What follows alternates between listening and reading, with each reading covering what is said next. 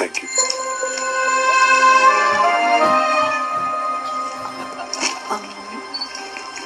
Satheesh official ട്രിപ്പിന് വല്ലതും? No. മോളുടെ അടുത്തേക്ക്? എൻ്റെ ഫ്രണ്ട് ഡോക്ടർ സാരയു ഹൈദരാബാദിലേക്ക് പോവാ. ഞാനും കൂടെ പോണു.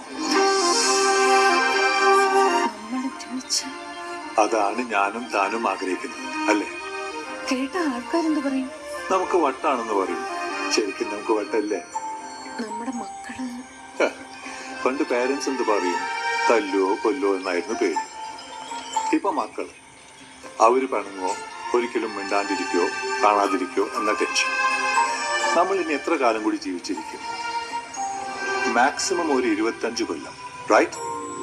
അതുവരെ ആരെയും പേടിക്കാതെ നമ്മൾ പണ്ട് സ്വപ്നം കണ്ടിരുന്ന പോലെ ഒരു കുഗ്രാമത്തിൽ ഒരു ചെറിയ ആശുപത്രിയിൽ സർവീസ് മൈൻഡഡായ ഒരു ഡോക്ടർ കപ്പിളായി നമുക്ക് ജീവിച്ച് മരിക്കാം. Stop thinking.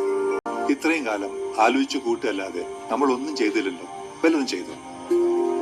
Once, just once. പ്രവർത്തിച്ച ശേഷം ചിന്തിക്കാം, പ്ലീസ്. സതീഷിന്റെ ജോലി, ഇവിടുത്തെ വീട്, ഐ ഡോണ്ട് കെയർ.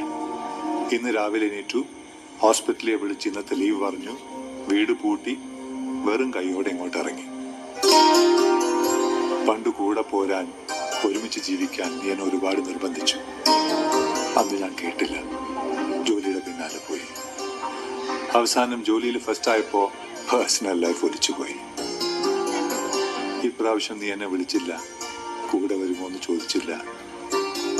ഒരിക്കൽ കൂടി എനിക്ക് നിന്നെ നഷ്ടപ്പെടാൻ വയ്യ. ലോകത്തിൽ എല്ലാത്തിനേക്കാൾ കൂടുതൽ വിലപ്പെട്ടതാണ് ഇന്ന് നീ എനിക്ക്.